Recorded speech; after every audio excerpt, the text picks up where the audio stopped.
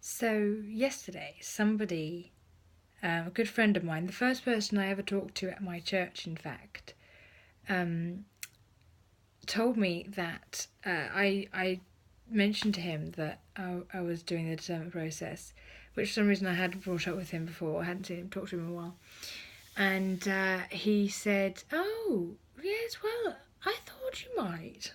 Which is such a cool thing to hear someone say, because no one said that before. He said that sometime around my confirmation, he sort of saw that I was obviously interested in church things, and yeah, he just sort of, wasn't surprised, which is kind of cool. Yeah, so that's the first person who's done that, which is nice. So next week I'm going to talk to the chaplain, and I've emailed the rector to try and organise a date after that.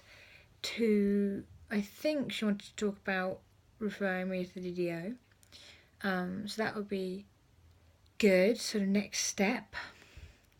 And the only other big thing, is I've got to start preparing in April. I'm leading the young person's discussion group, and we're discussing prayer. And I've got to admit, last 2 weeks, I had a very good suggestion of somebody else. I've taken a break from prayer. Like, I have turned to God in moments, but I've stopped just for these couple of weeks.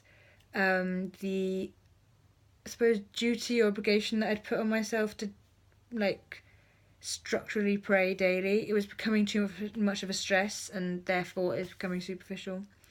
Because I've been very busy, and it's been a strain, and it is pointless for me to pray in that sort of state, because you don't get a lot of dialogue when you're in that state. And I wasn't concentrating on my relationship with God. Just in that way that when you're stressed, you turn to your friends, and all you do is take. All I did was take from God recently.